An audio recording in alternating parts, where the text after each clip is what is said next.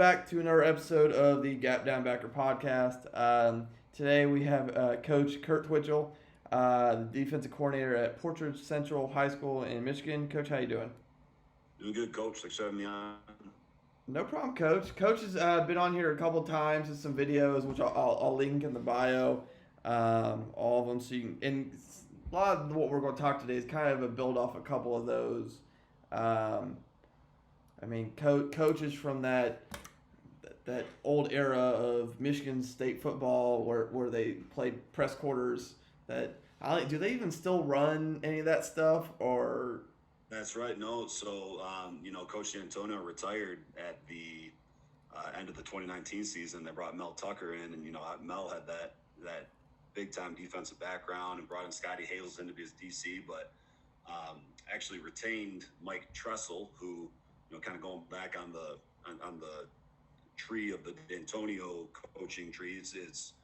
Was Narduzzi was the defensive coordinator, and then when he left to take the job at Pitt, then it became Tressel. It was Tressel, and then Harlan Barnett were co-guys. Then Barnett went down to Florida State, and Tressel took over full time. And interestingly enough, Mel kept on Tressel as a safeties coach, and then hired back Harlan Barnett to be the corners coach. But they completely changed this past year in 2020 to essentially more of a man-free, single high stuff. So. But still, press was a big deal. Harlan, he talked about at our state clinic, just the translation of things. It wasn't that much different than what he was doing. So, yeah. Well, that was always an interesting thing. That was kind of the hallmark of Michigan State. And before we get into kind of the semantics of it and how you learned it, how widespread, obviously y'all have your weird power T offense that, and somebody will hate on me for saying it's weird. All offenses are weird. Deal with it. Like they have their own little cliques. Everybody does, but y'all have your power T offense that just kind of. There's other parts of the country, but I've found it's uniquely to your state, like ingrained, especially at the smaller school level. How ingrained did any of that Michigan State stuff become defensively throughout your state? Like I know you ran it, but how ingrained did it actually become? Yeah, no, it's funny talking about two distinct things. I grew up a power T guy. You're talking 15 years of playing and coaching within 100% power T. But yeah, the Michigan State stuff, today it's known as Michigan State style quarters. And as far as the high school level, you see pockets of it here and there that guys are running. Or at least a version of it. We talk about Michigan State quarters. It's essentially cover zero, right? Yeah. With some underneath help and passing off some stuff. But it's essentially cover zero. And, in such a run heavy state, you're seeing versions of that, in pockets, but, the way that Michigan State kind of was famous for running it, there's a handful of us in the state. So, Okay. not as much maybe as it used to be, but, it was popular when we had our success there at MSU between, 13 and 15. I say R because I graduated from there, but no, it's a good high school defense. It was a good high school defense to learn, and when I did initially learn it, I kind of think of it as a college deal or whatever, but it was surprising to me how simple it was in truth and how adaptable it could be to a team and a program to where you do have guys going both ways and coaches going both ways. Now, it's been a while since we've talked about this because obviously we've had our season since then. I think the last time we actually, outside of like Twitter DMs, have spoke. What the heck was that? Like May? I can't remember what it was. But I know we've talked about this before, but it's been so long. Did you remind me again? Did you learn it from any of the coaches at Michigan State, or was it kind of more secondhand for you? Yeah, good question. Really, combination of both. So I grew up in Hazlet, which is right next town over from East Lansing. So a lot of the coaches going back to like when John L. Smith was there, their kids would come in. We had them in our school. And then the same when D'Antonio took over, we had a good handful of coaches' kids that came through. So coaching those guys, then you had the relationship. You go to spring ball and all that stuff. And I really got to know, like Tim Allen was the director of football ops there. Both of his sons played for us. So we had access to practice anytime we want. Our Doozy's kid was in our program for a little bit before they moved off to Pitt. And, Pat would always say, come on over and let's learn. But at that time, 20-year-old assistant, and I'm like Pat Narduzzi's telling me to call him and talk defense. And looking back, it's like, man, I really should have taken that opportunity. And truthfully, I didn't do as much then, but just having the in to at least go to practice, I was pretty shy to call up certain guys. But I eventually got to the point where I sat down with Mike Tressel a little bit, followed Harlan Barnett around the clinic area, and went to all the spring ball stuff. And when I kind of transitioned to getting my first high school job outside of Hazlitt as a teacher, being a defensive coordinator from the get-go, and kind of transitioning from being, mostly an offensive guy, I decided I'm going to dig in and just learn one system. And I got resources here, close to home, where, okay, I'm going to go to spring ball every single day.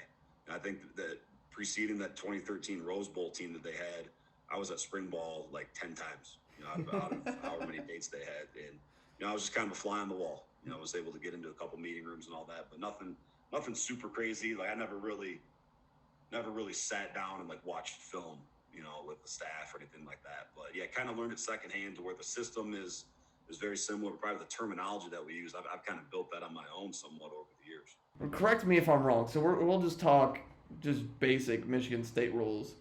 Yep. Like my understanding of this was all of one vertical. You pretty much you're just man to man on him.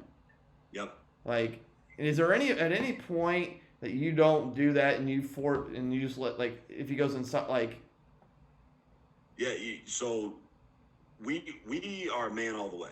Okay. At our level and the teaching time that we have, we do. Now, I mean, you go back and watch some of these guys that run at the college level, whether it's, old Michigan State or Pitt a little bit now, Narduzzi. I mean, they'll teach like bailing out on the smash route, like a 5-yard under, and then, the flag behind it, they'll bail on those. That might release the hard drag inside right now. But at our level, no, we take it all the way. So that's just, so the outside is just pure man. Yep. Okay. Yep. Essentially we're trying to play 9-on-9. All right. So at this point, is this more, okay, obviously all of 2 vertical. I mean, I think that's common sense. Is 2 out just that? Right. So that's obviously what you would say is a weakness of the coverage would be 2 out. Yeah. How many guys are gonna run the 5-yard out, all the way down the field. And it's not saying that's something that you give up. We tell our safeties that you can't be wrong if you man number 2. Yeah. Right. And one thing that we do maybe a little bit uniquely, I shouldn't say uniquely, but a lot of teams that play some style of quarters are ball keying. They're looking into the queue and trying to get high ball, low ball, and then shooting eyes to 2. So they read Q to 2. We're number 2 all the way. Okay. Okay. And it makes some more efficient teaching things, a little bit more efficient defending RPO stuff, bubbles, things of that nature, to where we're all eye control on number 2. All right. So, like an out, in theory, we would both end up driving on that. I would say this, truthfully, Coach, we guys talk about with, quarters, and number 2 is shallow, route number 1. Like that rarely happens in a game for us. Yeah. Truthfully, we rarely get doubles on number 1s at all. So safety, you can't be wrong if you man number 2. Okay. And then obviously if he goes in and short, pass him off. That's kind of we talk about linebacker depth. We don't put land markers on it. It's like teaching your safeties. Hey, if they're past the linebackers, who's got them? Yeah. There's no one else. You got them. Yeah. So linebacker depth. Can't be wrong. Match number 2. Yeah.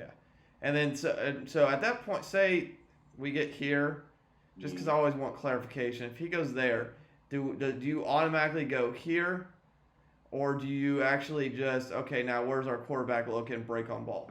Yeah. At our level, you're going to see guys that coach, hey, Rob number 1, so they'd be open, turning their eyes right to number 1. But we say number 2. Or sorry, we say to the Q, because in theory, who's the guy that throws the picks? Right. The corners are on an island. They've got number 1. Right. Who throws the picks? Get your eyes to that guy. All right.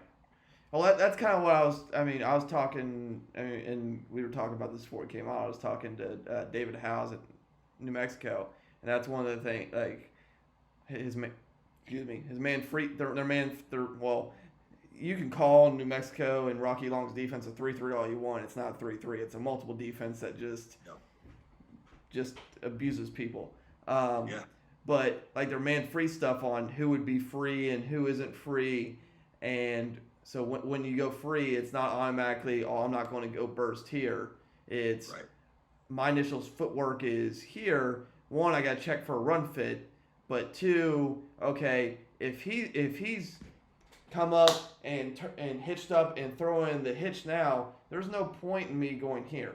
Like it's I've taken my steps and oh, I'm driving on that hitch. Mm. So like I thought it was very interesting, but that's kind of why I asked that question for okay, we get some sort of that.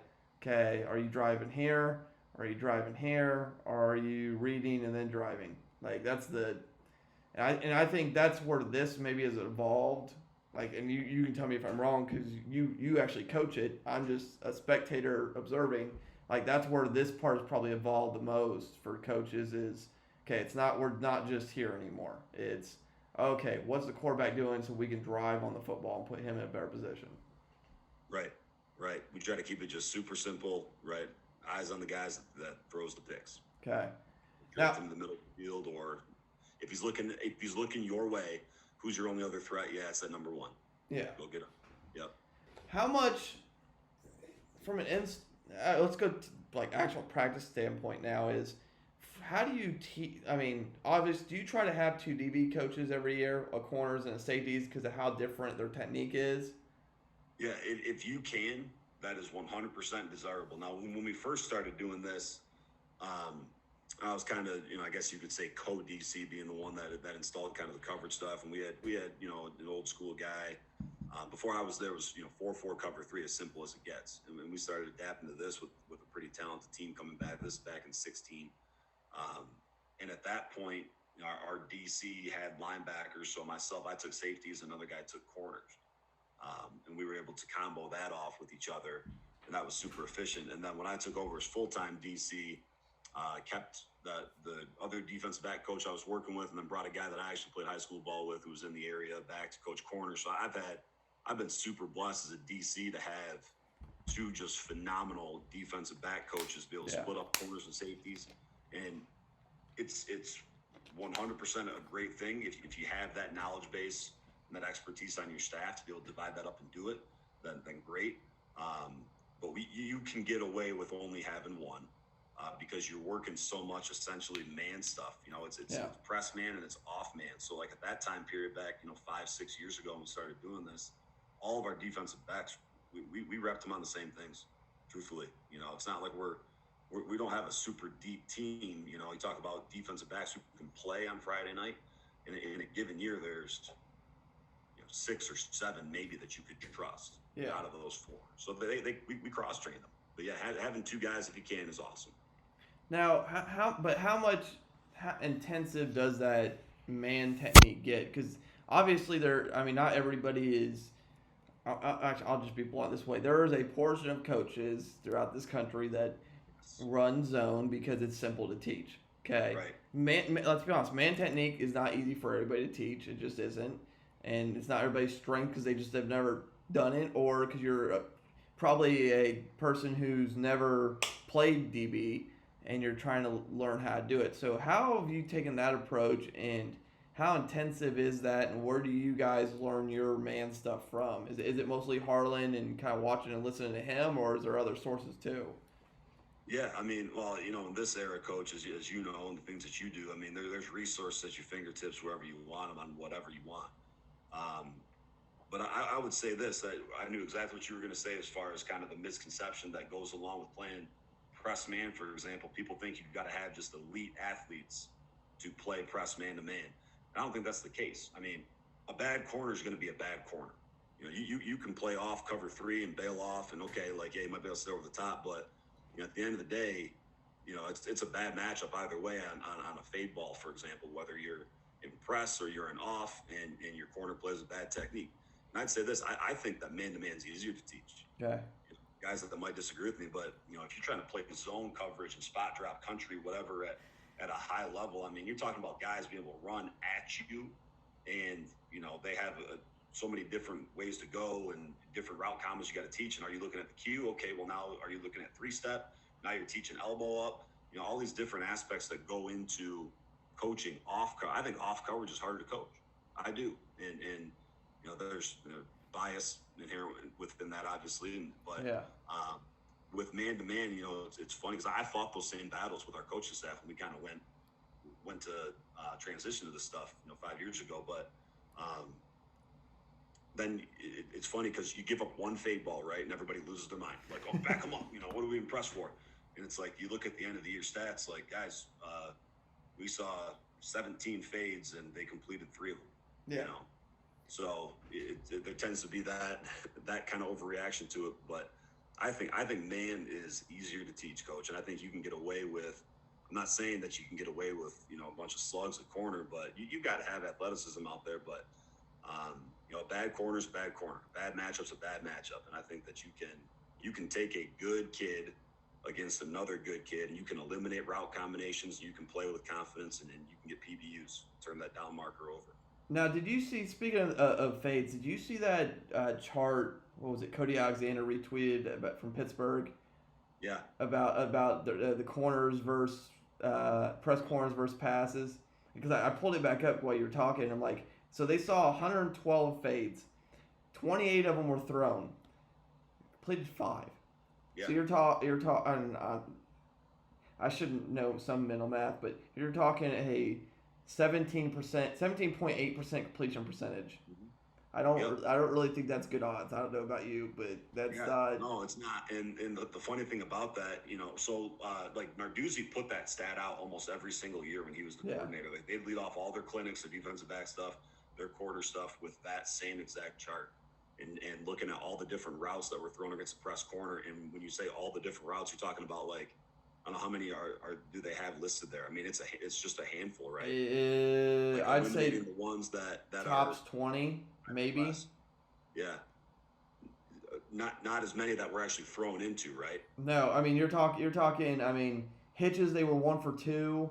Yep. Like I'm going to ignore the quantity because they weren't thrown to. Like looks like the best route, the throw was a now. They were 5 for 7. Woo. Yeah. Like, but outside tunnel screen 3 for 5. But you're talking about 2 plays where you're sending out additional blockers out there. Like, right. but your hitches, your post is 2 for 7. Your corner's 1 for 5.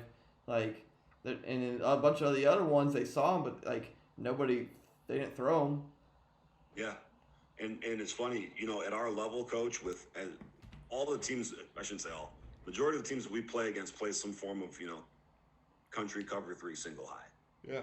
Some man stuff, but not a lot of press man. And, you talk about in the state of Michigan, how many quarterbacks are there that are routinely repping and throwing into press coverage? How many receivers are working on getting off a press?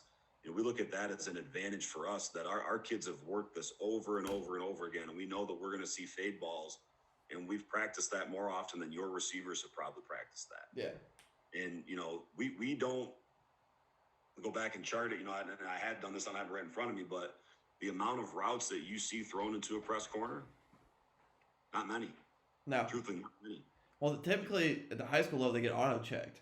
Like, I mean, your quarterbacks and your receivers are taught to auto-check it. Pretty much most of your routes are auto-check the fades at that point to a point, or some sort of like speed out. I mean, that's really to a point. We're going to see fades, and we try to protect that a little bit with our change-up stuff. We bail to cover 3 when we send pressure.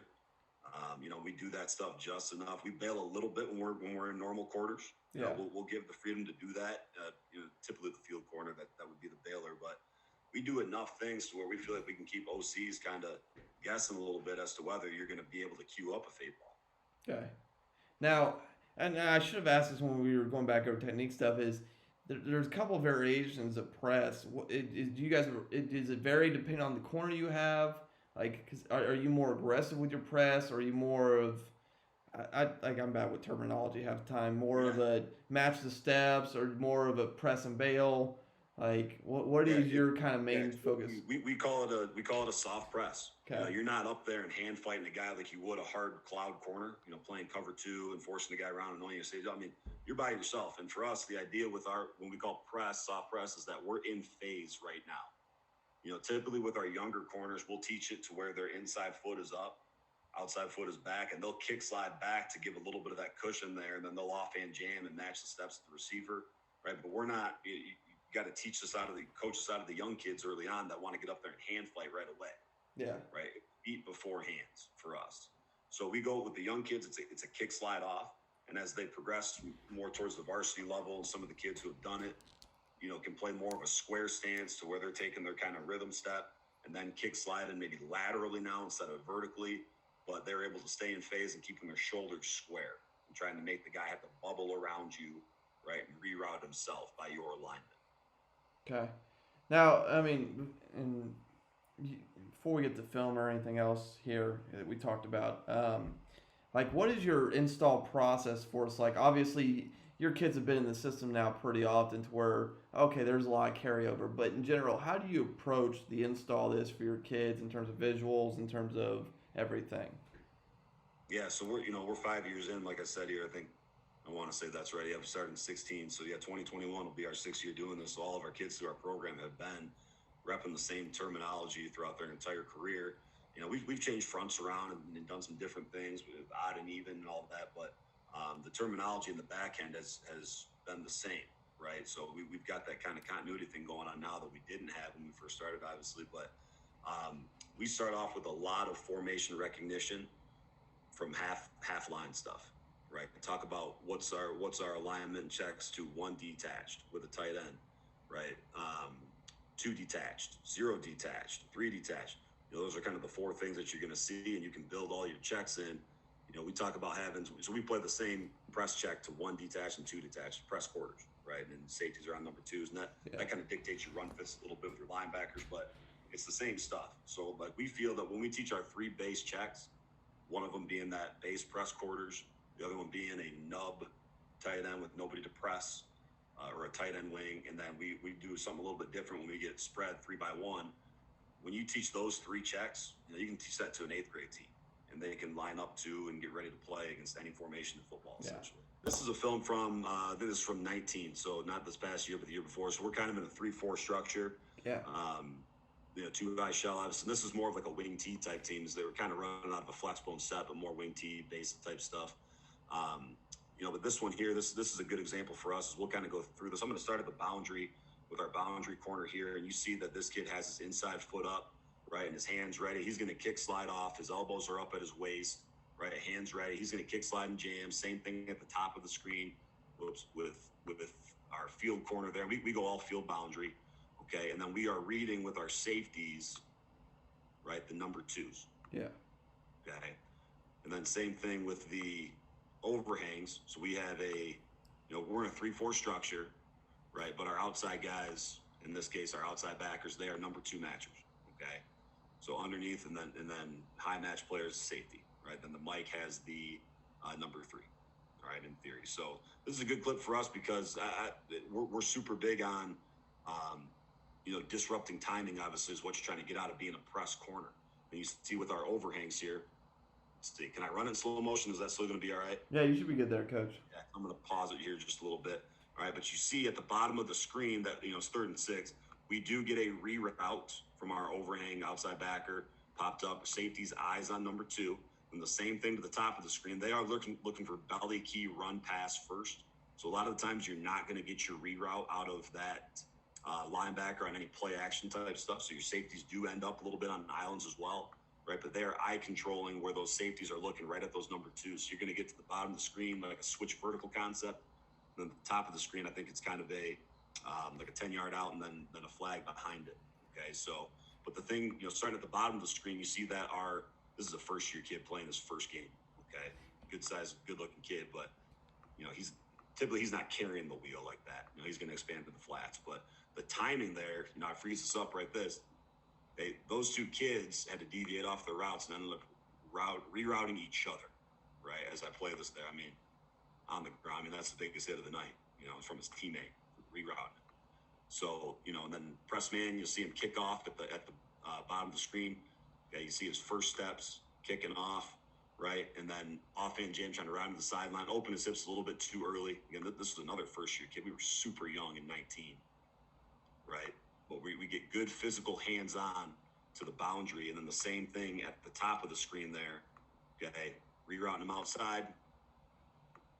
Okay, that safety should be playing more inside leverage, Okay, protect the middle of the field. All right, but we do get hands-on, good physical play. All right, so that was going back to kind of the initial set with this here.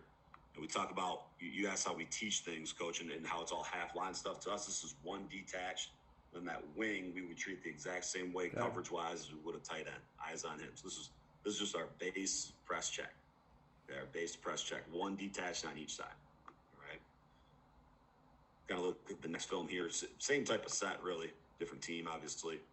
Okay, but at the top of the screen, look at our field corner. This kid right here, he's a senior right now. He's going to get drafted by the MLB here in a few months. He when our season got canceled, unfortunately, he had an opportunity to play in some all-star games of baseball and all that, and then I ended up getting hurt. So when our season got rescheduled, we lost an all-American athlete essentially. But he's technique-wise not phenomenal, but again, just showing how press, just staying in phase, shouldn't let him get inside like this, but get on the hip.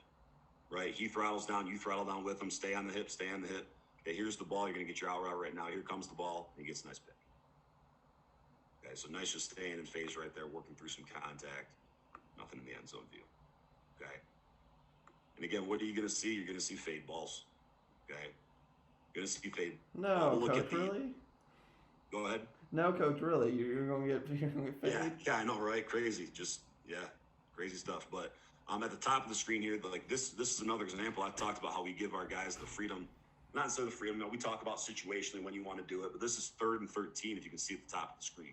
Okay, 3rd and 13, and this was one of their stud receivers here. Okay, and we were just in our base quarters within this structure, being that they were backed up. But you can see our corner at the top of the screen bails.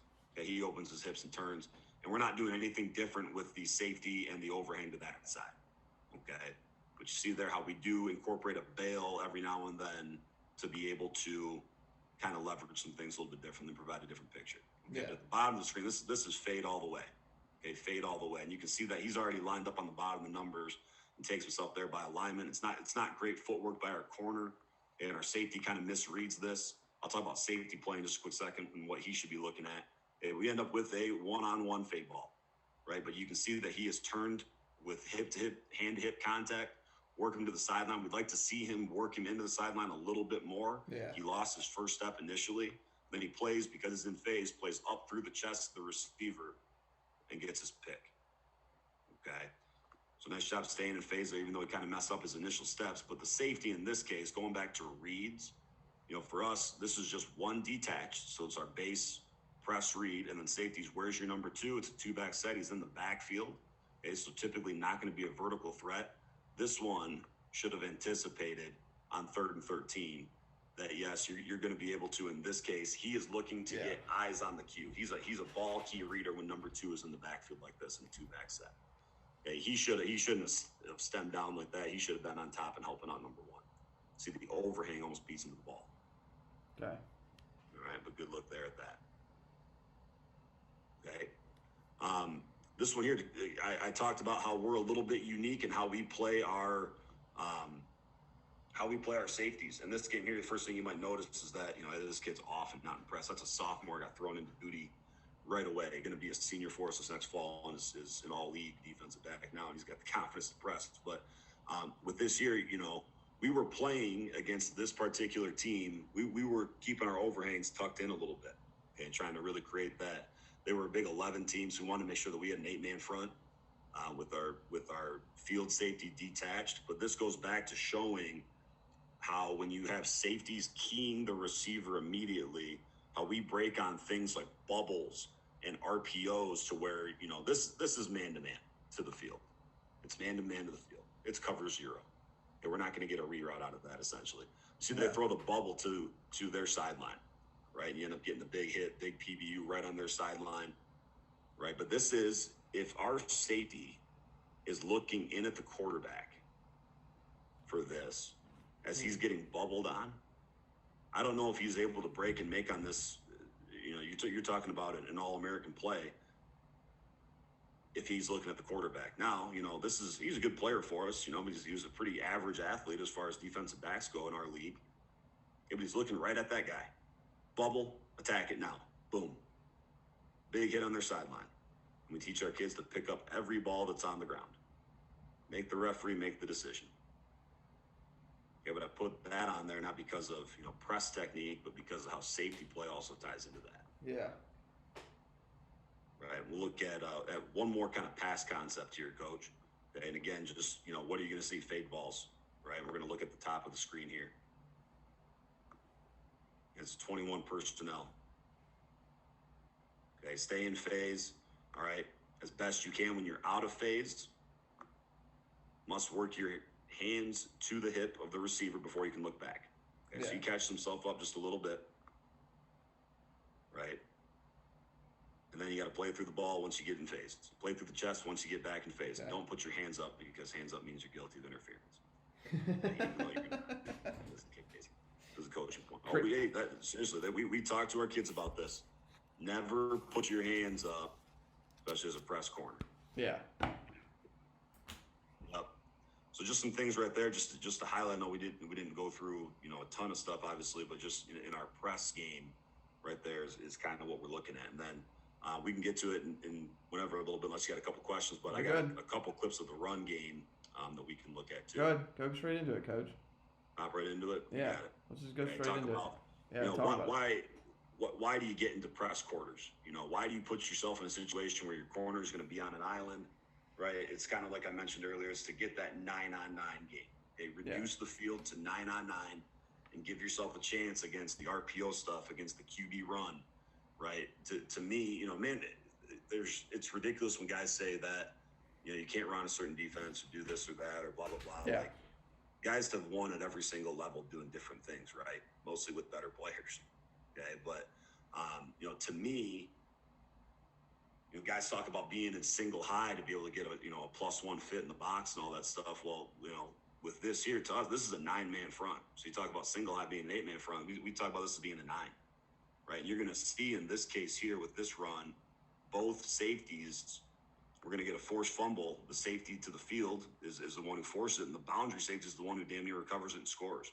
Okay, so talking about just general run fit stuff, it's 9 versus 9. We essentially say safeties, you're the edge of the box. We're going to spill things out to you when you got number 2 attached. We talk about number 2 attached versus number 2 removed. Would then put the backer as what we call Bronco backer force. Okay, but in this case, both safeties are keying. This is 3-by-1. Yeah. Okay. This safety's got the number 2, and so it's kind of a tray set here, and then there's a number 3 tucked in there. Well, this boundary safety's keying that number 3 the exact same way as he would if he was the number 2 to hit his side. Okay, so you're going to see like an inverted power read concept where we are down and spilling everything, so we're going to get a pull, right? And then the safety's job is to correct the fit of the overhang here. Okay, so the overhang is getting extension. We talk about those guys. Hey, you got to get off blocks to clean up the picture for your safety. Doesn't clean it up great. He's got to fit back inside if the safety's going to be out. But you can see that our safety's down immediately on attachment. Okay, we talked to our guys about attaching number 2s with their hands on one of your buddies. Okay, get in the run fit. Get in the run fit. Okay, so he's down, gets his hand on the football right now, and here it comes. Okay, and we're in a position there with 2 white jerseys at the ball. Keep it between your feet. That's the coaching point. Okay, scoop it up and try to score. He eventually recovers it, but wind it all the way back. Who's that guy recovering the fumble? It's the boundary safety. It's this one here, who again is reading his number 2, who's really by formation, the number 3 to the field. He's doing the same thing. He sees attachment. Now you can diagnose flow. Okay, so it's power read with the running back being the dive player, quarterback the high player. Okay. But here's the boundary safety keying, ball away. Oops. Ball away, I'm down into what we call CBR, counter boot reverse, cutback boot reverse. Okay, he is playing the cutback. Should be nice and square, okay? But he's the one that eventually gets in the picture there to be able to scoop that and have a chance to score. If he scoops it right there, we're good. Okay, bobbles it around a little bit. Yeah. He eventually recovers it. All right, but there is just a great clip of getting both safeties in a 9-man front, spilling the ball out.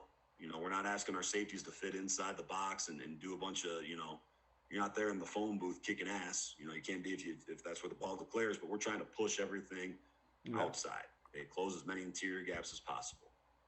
All right, same type of look here. Heavy personnel. Love quarters against 22 personnel. Guys think that cover 4 means that you're playing with the 7-man front, 2 guys back. Nope, 9-man front. In this case, it's really 10, okay, because we're playing cover 2 to the top, corners in the run fit. Okay, you get kind of almost like an outside zone G lead type deal, okay, but the safety's down as the force player. It keeps the fullback inside of him. Okay, we bubble back with the overhang, and we've got guys inside out on the ball. Right, there's a safety making a TFL. Again, a pretty average athlete, truthfully, making a TFL against one of the state's leading rushers. Okay, just a couple things there with 9-man fronts that I wanted to just show in terms of the run fits. Well, I think that's part of the reason why it got so popular, because how successful it was against the runs. Because I mean, they started that back when the Big Ten was, even with all the gun stuff, was still, I mean, really it still is a heavy run conference. Right. I mean, outside of Ohio State, who's just got freak athletes everywhere, I mean, you still got to win the conference by running the ball. I mean, you saw that this year. 100%. And, you know, a lot of the guys coming up, you know, I can't remember who was talking about this. Maybe it was, you know, Coach Vass. Some of you know him probably through Twitter. But on his podcast, you know, talking about how coordinators these days, the young guys coming up, OCs, have learned how to defeat cover 4, how to defeat quarters, and this style of quarters, right? So, like, the game has evolved to take advantage of, you know, some of the things that structure does, you know, and has that translated to the high school game? Absolutely it has, you know. So much in our state and our league, you know, maybe not as much, but, you know, there's answers within your tool belt to defending the RPO, right? So, like, old school Michigan State, for example, you would see 10 personnel 2x2. If there's a ball in the belly, both those backers are triggering right now, right, to get a 7-man front within 6 gaps, essentially, right? And now, you know, you've had to kind of dictate some things with your front a little bit to where, you know, where you're setting your 3 technique in a 4-down front, you know, determines who's going to be out of the fit against 10 personnel. And now we get 11 and 20, obviously such a big deal with RPO stuff, to now you're coaching up different fits with your safeties and all these different things. You know, there's ways that guys have found to attack it, and it's still the evolution of the game, though, has allowed this defense within, you know, what a lot of guys would still kind of dictate as what is quarters. You know, a lot of things that, like, Cody Alexander, Match Quarters, writes a ton of good stuff about. You know, this defense still has a place in today's game. And I think one of the things you saw with Michigan State in the mid-2010s, you get to 15, 16, 17, is they started playing a little more cover 1 to supplement some of the stuff and really, truly removing guys out of fits, right, and covering down to play the RPO stuff. But they still played a ton of just press quarters as an identity. Well, you could also just, I mean, disguise it pretty well, because cover 1 or press quarters, I mean, I can still press my corners. I can still make stuff look the same. That was another thing, like, when that, I mean, that will come out before this, is on the New Mexico coaches podcast. He talked about is even when they're in their man free stuff, they want to stay in their split. It should still look like their split safety stuff. Mm-hmm. Like our defense, the look doesn't change, and the same thing with like this. Like, if you want to run cover 1 and supplement this, you can still give the same shell, and it's all post snap or right before snap, and that doesn't become a problem. Right. Yeah, and having to, you know, get a little bit smaller with who your nickel personnel is, and is that a guy who can cover 1-on-1, whereas, you know, in the past that was more of a true linebacker type guy. Seeing 10 years ago, you still saw just straight up 21 personnel and guys running ISO power, you know. Yeah, you didn't. But yeah, things have fluctuated. So, I mean, you just don't see a lot of that anymore. Oh, well, high school you still see it to a point, but it's now more wing T than it is. You don't really see I anymore. It's either gun or it's wing T, or the power T. I don't want to offend anybody in your state. You know, luckily we have not. I say luckily. You know, we haven't seen the power T. We haven't defended it probably in, you know, within our division. You know, we're Division 2, the second biggest one. We haven't seen it since, I think, 15. Okay. But, you know, principle-wise, it wouldn't change a lot of what we do, and that's part of the reason, obviously, that we love our quarter stuff as our base system, is that we can go 1 week playing a spread 10 team to, you know, a 21 team that's still doing the old school, you know, pro I pounding football at you, and the teaching stuff hasn't really changed. It hasn't. Yeah. So, well, Coach, I appreciate you coming on. Coaches, make sure you check out not only his videos below, but His Twitter will be below as well. Make sure you give him a follow. Reach out to Coach. Coach has, again, done quite a few things for this channel in terms of his cover 4 stuff, run and pass. I know you did one more. Why am I blanking on what was it? Was it pressures or was it linebacker stuff? Oh, what did we do? We did kind of a mini clinic, I think, on some of the. Did we do blitz formation? Yeah, yes, blitz formation. That's exactly what it was. I knew it was something pressure oriented. Not super in depth with that one, but yeah, with the initial ones that you and I did, we did one that talked all about the 9-man front stuff, and I think we went over an hour on that one. So there's tons of stuff there. We're talking about what it looks like with number 2 detached, number 3 detached, and run fits and all that. And then we built right off of that and did another hour-long one on all of our coverage stuff. So I mean, our defense is out there on the interwebs, guys. Guys see it on our film too, and they know what we run, and we just try to be super efficient with it and build an identity, and our kids love it, and we try to play fast. So no, it's been a lot of fun. So this is all stuff, like I said, that I've learned from other people. So I've always been an open book. I'm not trying to hide anything from anybody.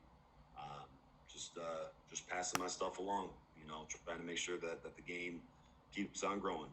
So coaches, like I said, make sure you follow Coach, watch his videos. If you've got any questions, reach out to Coach. Make sure you check out our sponsors and affiliates below. There's stuff in there as always. If there's any point of this you want to go back to listen to, click on the tags below. It'll take you back directly to the spot, the video, or if you're just listening to the podcast only version, the audio for that as well. Thank you. And that was our episode of the Gap Down Backer podcast.